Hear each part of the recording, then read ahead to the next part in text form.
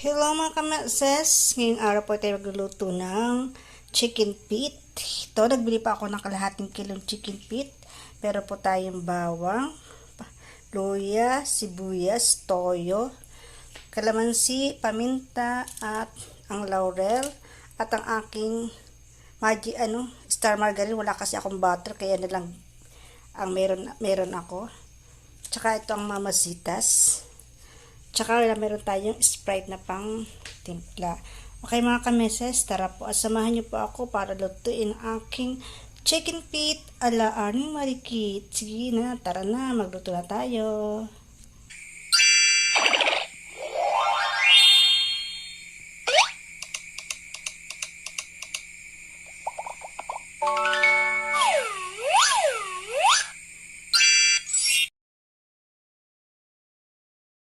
Ako ng kaserola, magpapainit po tayo ng tubig. Ayan po, antayin po natin yung kumulo at ayan, okay, kumukulo na po ang ating tubig. Ilagay na po natin ang ating chicken feet. Ayan po. Habang pinakukuloan po natin siya, lagyan natin ng kaunting luya para mawala ang langsa. Ayan, papakuha po natin siya ng mga 5 minutes or 2 minutes. Basta pag okay na. Tingnan na po natin mga kameses ay kumukulo na siya. Ngayon po ay tatanggalin natin ito sa tubig. Patay muna natin ang apon. Ito po ay ating patutuluin. Patutuluin po natin siya. Tanggalin natin. At ito po muna ay ating isisit aside or itatabi at tayo po magtitimpla ng ating magisa na ng ating mga ricado. Mga kameses. Ayan po, patuloyin po natin yan. Ayan mga kameses, lagyan natin ng kaunting mantika. At ilagyan na rin po natin ng ating star margarine. Wala po kasi akong butter, naubos na yung butter ko. Kaya star margarine lang po ang meron ako. Ito na lang po ang aking gati. Okay din naman po. Masarap din naman po ito. Kasi mahal po kasi ang butter dito sa amin. Uwi po ako ng bayan para mas mura-mura ang butter. Nakalimutan ko ba bumili ng butter kasi nung punta ako ng Lopez. Yan, kaya margarine lang ang meron ako. Kaya yun na lang ating gagamitin. Ngayon po, ilagay na naman natin ang ating luya.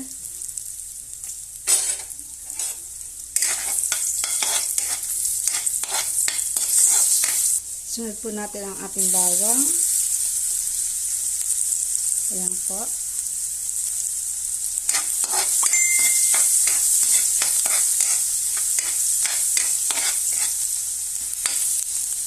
Sunod na rin natin ang ating sibuyas.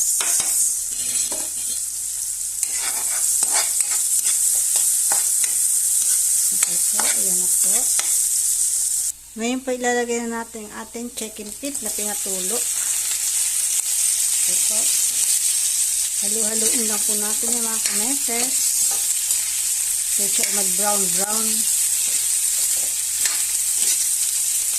Tama-tama lang po sa akin yung dami yung chicken feet kasi mag-solo lang naman po ako dito sa bahay. Ako lang naman po ang kakain yan. Sana all solo. Ayan po. Tumitilamsik. Ilagay na po natin ang ating paminta at ang ating toyo. Then, ating pong haluin. Mga kameses.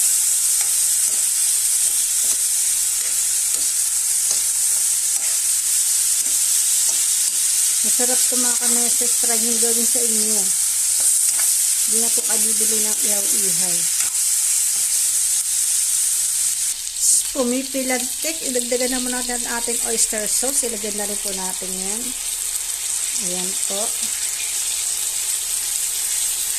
At ang ating kalamansi, 2 kutsarang kalamansi gusto yan. Sabay na po natin ang ating Sprite. Diyan po natin siya palalamutin mga kameses. Ayan po. Ang ating Sprite. Yan, palambutin po natin siya dyan ng mga 10 minutes. Pakuluan pala. Ano pa mga kameses. Habang pinapukulan natin, ilagay po natin ang ating pampalasa. At hindi mawawala ang aking super yummy Sir Leon. Shout out kay Sir Leon at kay Mrs. Ami sa aking pampalasang ginisa mix. Charot. Ilagay na po natin ating dahon ng laurel. At siyempre lalagyan ko po siya ng tomato paste para po siya ipampalapot sa ating kayo pong bahala kung gano'ng kadami ilagay nyo. Basta tinansya ko lang po yan para sa aking panlasa. Depende na po yan sa panlasa nyo mga kameses. Ayan po, haluin lang po natin siya mga kameses. Para lumapit. Gusto po kasi malapot ang sabaw mga kameses.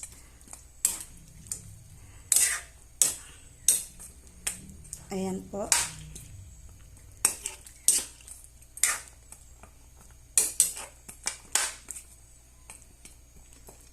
Diba? Oh, diba naglapot-lapot siya? Ang sarap.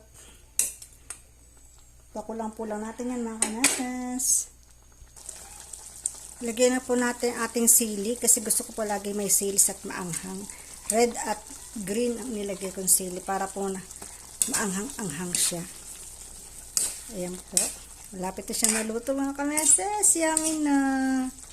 Didagdagan ko pala yan mga kameses ng paminta kasi parang nakukulangan ako sa lagay ko paminta kanina.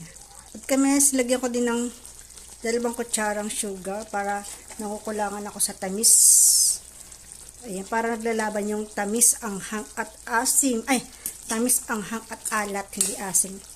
Tsaka yung kalamansi, maasim-asim din naman kasi yun. Para yung naglalaban yung kanyang panlasa. O dito ba? Ang sarap na. Okay. Yummy, yummy. Ayan mga kameses, luto na siya. Siyempre, additional lang po itong spring onion or dahon ng sibuyas. Additional lang po yan. Kung pwede naman pong wala, ay ako po ay meron sarap niyan. Kaya inilagyan ko na po. Ayan po mga kameses. Wow! Yummy na. O diba? Ganyan lang pagluluto ng chicken feet ala Aling Marikit. AKA Aling Marikit. Diba? O, ayan mga kameses. O, diba? Ang sarap na. Patayin natin apoy. At kasi yun ay luto na. Atin nang ilalagay sa plato at tikpan na para matikman na natin kung talagang masarap nga. Tara nga kameses, samahan nyo ako sa pagtikim. A few moments later. O, ayan na. Lagyan natin sa plato. Wow. Ang lapot ng sabaw mga kameses, oh. Diba ang sarap?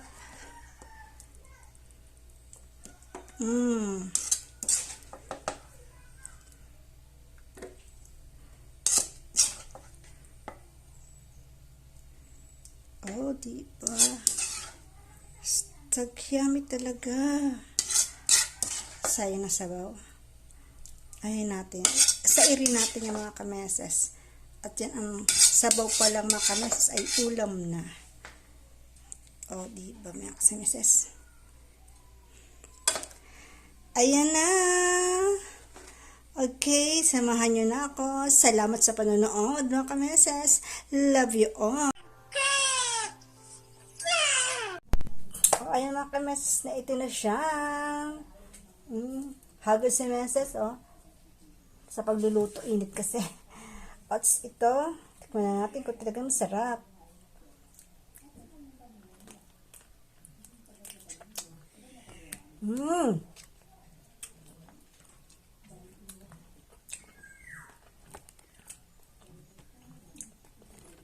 Kanin na lang ang kulang mga kameses. At super, super, super yummy.